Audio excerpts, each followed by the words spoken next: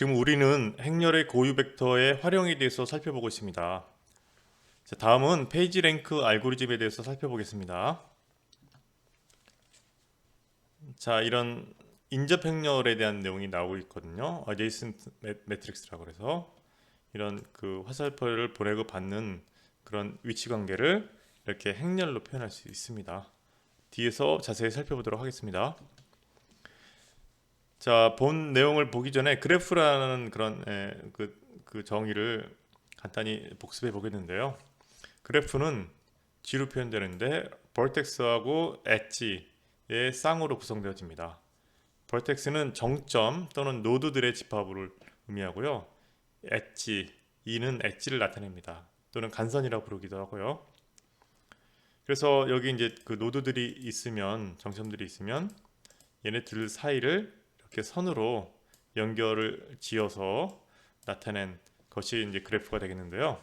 이게 방향이 있는 거가 있고 없는 게 있습니다.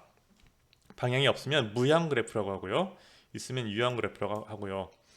얘네들을 표현하는 방식이 이 그 엣지 E1은 버텍스 두 개를 가지고 이렇게 표현을 해주는데요. 무향 그래프는 그냥 가로를 쳐서 이렇게 나타내면 얘는 V1, V2, V2, V1이 서로 같은 대상을 나타내요. 혹은 방향이 없기 때문에 집합 표현 기호로 이렇게 V1, V2 집합으로 이렇게 나타나기도 하죠. 근데 유형 그래프일 때는 얘가 V1이 먼저냐 V2가 먼저냐를 이렇게 순서 관계를 가로로 써서 나타냅니다. 이때는 이 가로의 순위가 의미가 있는 것이고요. 자, 요걸 이제 기본으로 해서 다음 내용을 살펴보겠습니다.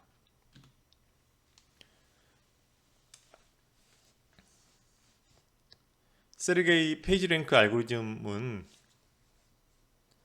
거듭 제곱법을 활용한 인터넷 검색 알고리즘으로 구글 검색 엔진에서 구현되었습니다. 그리고 레리 페이지와 세르게이 브린에 의해서 개발되었습니다.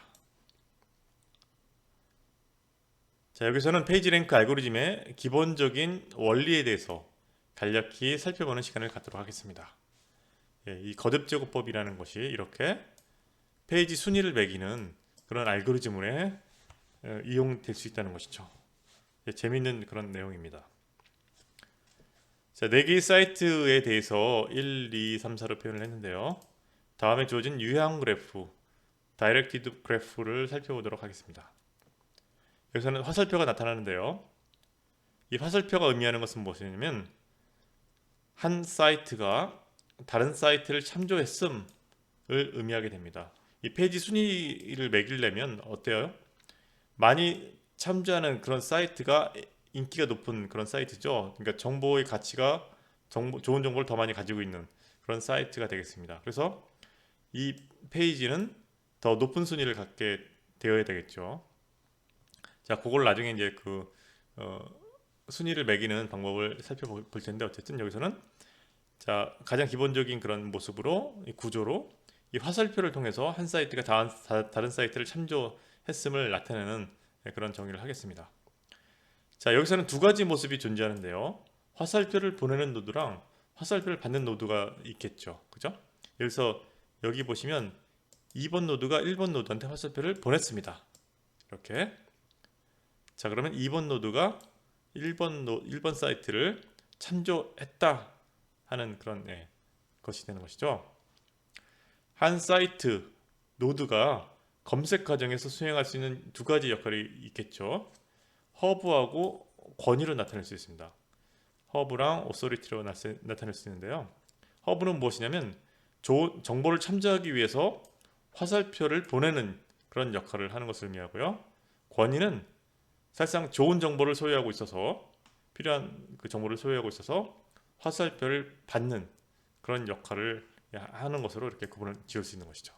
그래서 어쨌든 그 검색 과정에서는 두 가지 역할이 고려가 돼야 된다 하는 것이고요.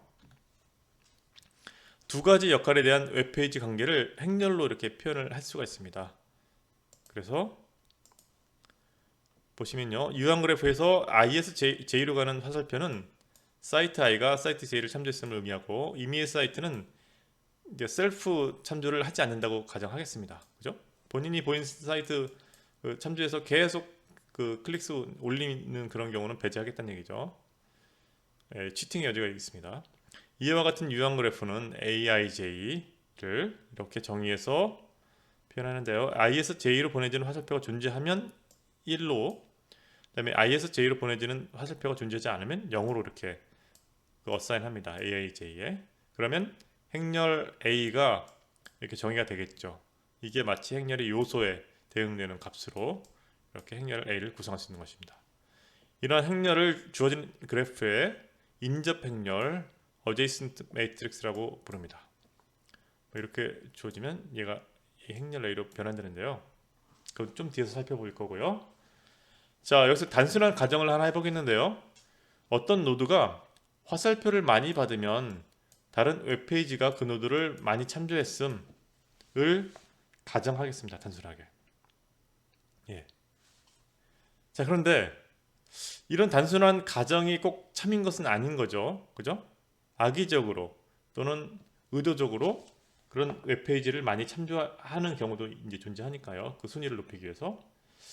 그래서 단순하게 우리가 이런 가정만 가지고는 페이지 순위를 매기는데 좋은 그런 그 철학이나 가정은 아니라는 거죠.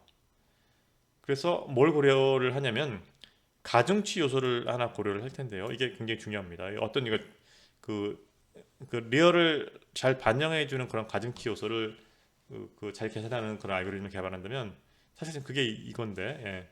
이것 중에 그런 것을 위한 그런 알고리즘 중에 하나인데요. 예. 쓸모가 많겠죠. 참조한 웹사이트가 얼마나 믿을 만한가, 그죠? 그래서 그 신뢰 가중치를 반영할 필요가 있다는 것이죠, 그죠? 그래서 지금부터 가중치 요소를 어떻게 정할 건지에 대한 내용들을 조금 더 뒤에 살펴보겠습니다. 어쨌든 여기서는 먼저 adjacent matrix 인접 행렬을 계산하는 방식을 좀 살펴보겠습니다. i에서 j로 보내지는 화살표가 존재하면 1점 준다 그랬죠. 아니면 0점 주고 주어진 그런 예지에서 보시면 2번에서 1번으로 화살표 보내니까 이때는 어떻습니까? 이행 1열은 화살표 값이 1이 되겠죠. 근데 1행 2열 그 사이트 1에서 2로 가는 그런 화살표는 존재하지 않으니까 A1, 2는 0이 됩니다. 그래서 A2행 1열의 값은 1이고요. A1행 2열의 값은 0으로 이렇게 어사인했죠. 그 다음에 이 대각선에 있는 값들은 다 0으로 할당했습니다. 셀프 참조는 우리가 고려하지 않습니다. 그리고 AA 또 다른 예를 보시면요. 4에서 2로 화살표 보냈죠. 그죠? 2에서 4로는 화살표 가는 게 없습니다. A24는 0이고요. 그래서 2에서 4 화살표가 없으니까 A4에서 2로 A4, 2는 1로 이렇게 어사인하는 거죠. A4행 2열은 1, A24는 0으로 이렇게 할당이 되는 거죠. 이런 식으로 나머지도 화살표를 보면서 1, 3은 서로 화살표를 주고받았으니까 대칭으로 1, 1 값을 받겠죠. 3이라고 1, 3은 1, 1이 될 거고요. 1, 4도 마찬가지로 1, 4도 대칭적으로 1, 1을 할당할 거고 3, 4도 역시 1, 2를 이렇게 받겠죠. 그래서 이렇게 인접 행렬이 구성되어집니다.